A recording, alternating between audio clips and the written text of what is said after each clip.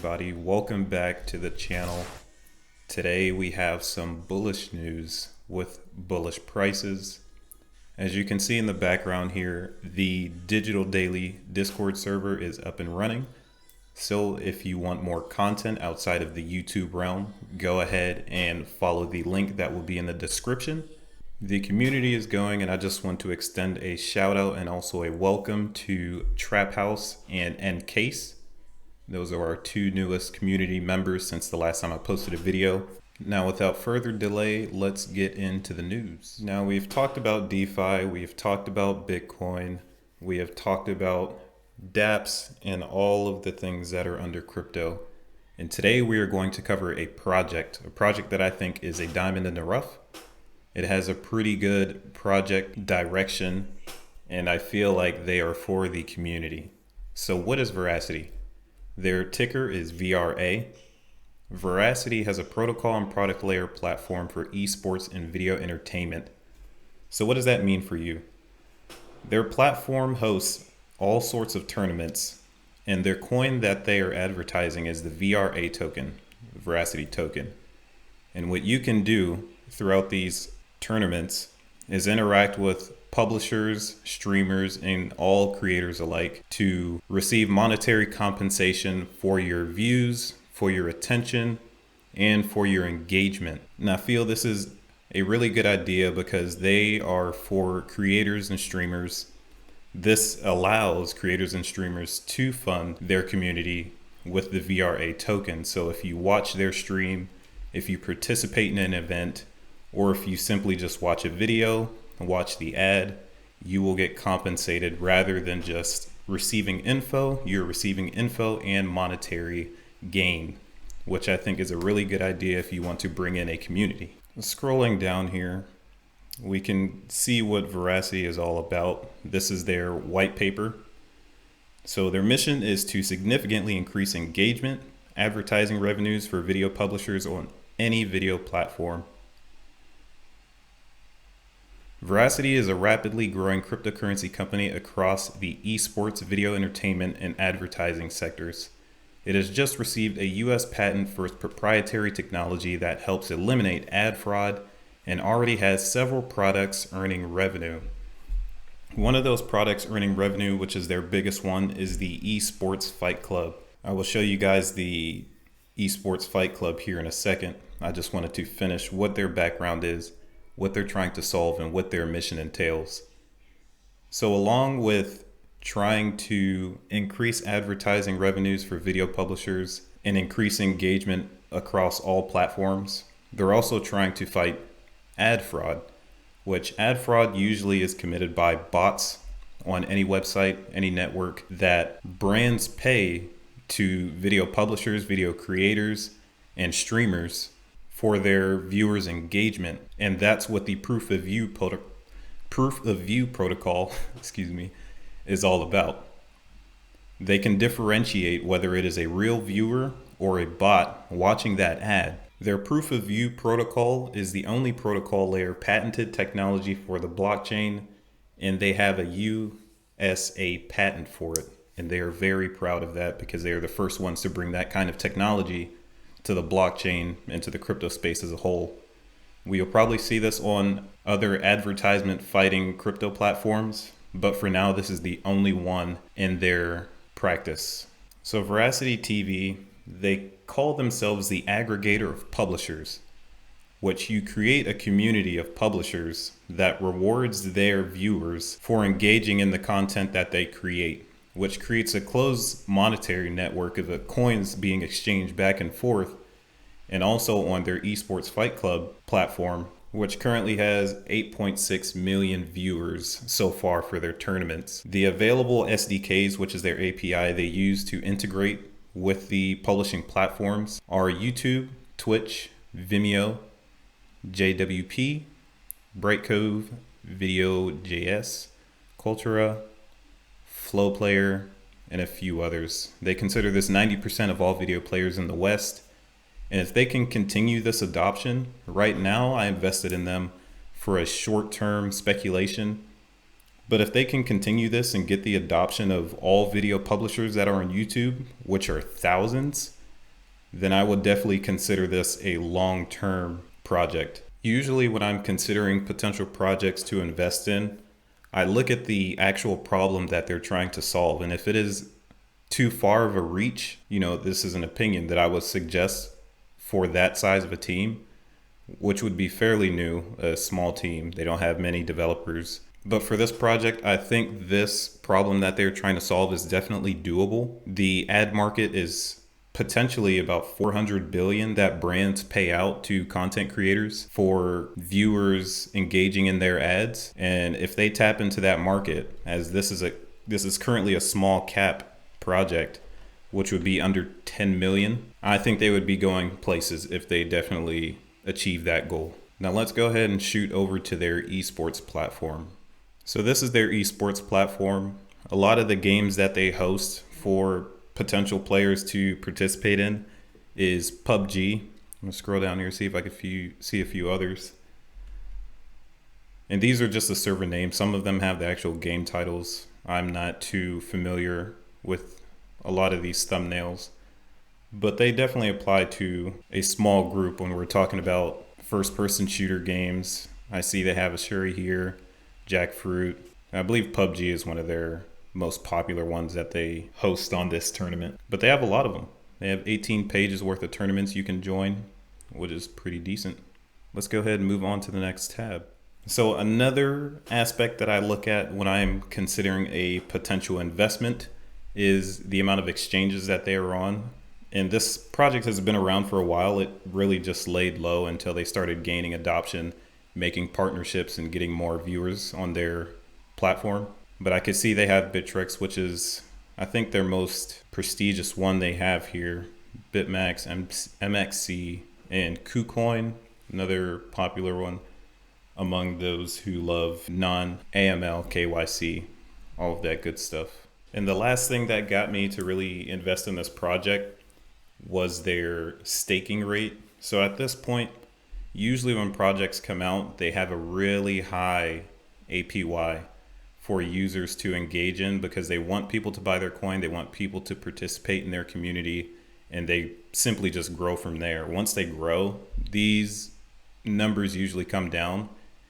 And like I said, I'm in it for the short-term price gain, and I staked my coin. So if I do end up playing the long game, I get the 25.5% APY a year, which I think I would be beneficial either way if I play the short game or the long game. And that's pretty much all for this project. It is straightforward, very inclusive.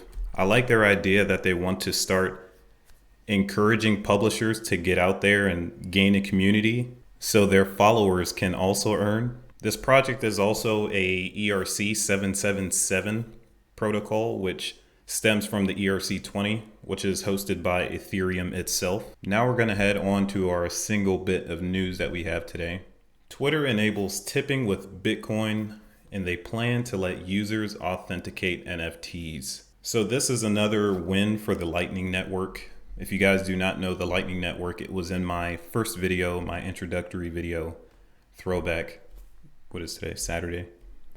And what the Lightning Network does for Bitcoin and the few other altcoins that they have support for is a scaling solution for Bitcoin. So you guys know the transactions are very fast and the transactions are slow and the transaction fees are very high, which is not attractive to the investor who wants to spend their Bitcoin. I don't know who would, but hey, there's a market for it. Let it be. And that's basically it for the Lightning Network. It's there to be a scaling solution for all coins that are slow, that have not upgraded yet.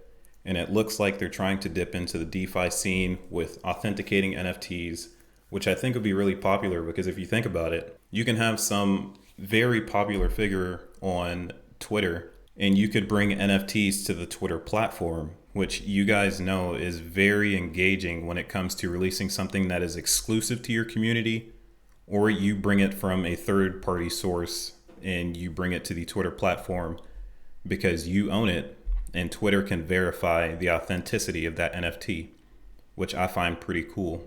Next, I have the Lightning Network statistics. I find this really important because you can see The amount of channels are also flowing with the amount of nodes.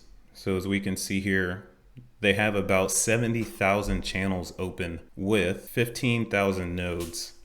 So that doesn't seem like a large number, but when you think about it, you can have someone who potentially holds about 100 Bitcoin, which scales up to about $4.8 million. That's not to say that anybody in any of these nodes have that many, but the Lightning Network is made for micropayments, so Bitcoin does not get bogged down, or Litecoin, Dogecoin, Ethereum. All of those coins don't get bogged down by micropayments. Somebody wants to spend 10 cents, not 10 cents, but 10 bucks on a Starbucks coffee.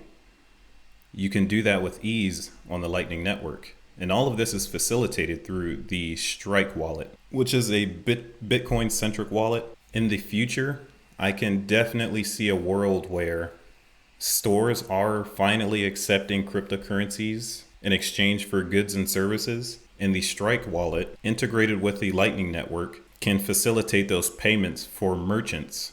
So a JCPenney's that usually uses Visa to settle payments at a cost, of course. You guys know that any credit card payments network charges for processing transaction fees to the store. That's why sometimes their prices are a little bit higher, because the people that settles the payments for them charges them a bit more. But with the Lightning Network paired with Strike Wallet, there are potentially no fees that a store would have to pay, which in the end, you can have lower prices for goods and services all around the world. And if the Lightning Network keeps this up, I am really worried, not worried, but Visa needs to worry about themselves when it comes to what the better option is. Either they join the Lightning Network or they create a decentralized network of their own that is just as profitable as the Lightning Network. I can just feel it. We're so close to,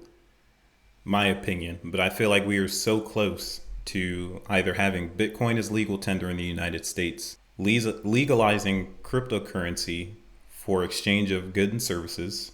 So besides Bitcoin, that would include the altcoins too. And the team behind the Lightning Network, they're called Lightning Labs, is making it really easy for these merchants to integrate their Strike wallet with the merchant itself. So all they would need to do is have a wallet.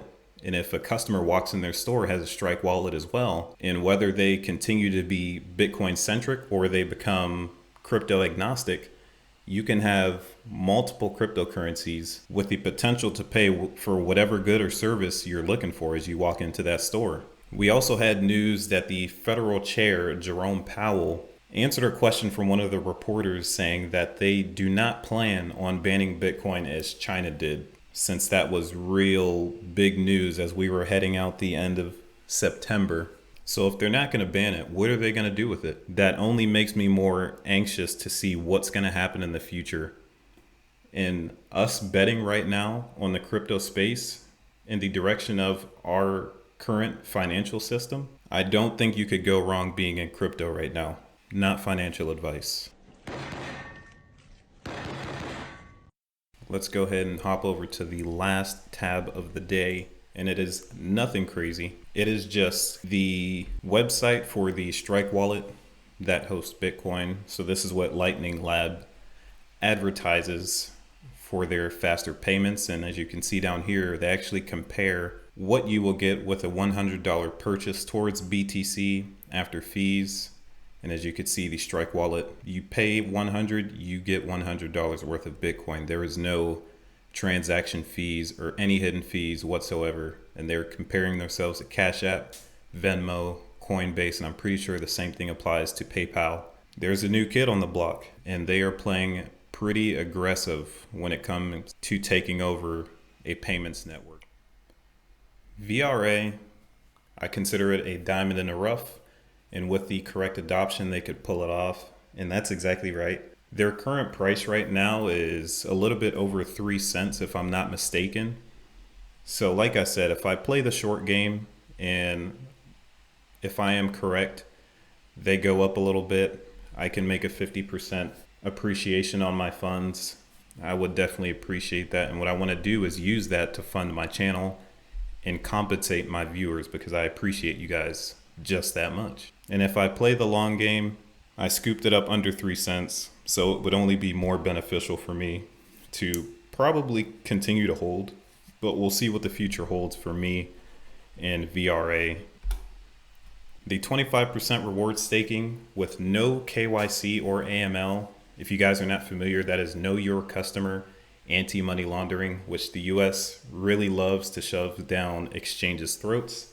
So I'm definitely glad I can interact with this exchange, get my 25% on my funds staked without having to provide an intrusive amount of personal information. Twitter now supports Bitcoin tipping. This is paired along with XRP. If you guys didn't know, Twitter also supports XRP tipping through the XRP tip bot created by XRP Labs. The Lightning Network is expanding. I'm happy for it. The last thing I would want is for Bitcoin to be left behind with all of these projects growing so quick. It is nice to see that Bitcoin has a side chain to rely on. And that is all I have for this video. If you see what you like and or like what you see, please consider liking and subscribing. Also share it with a friend or a family member. And until next time,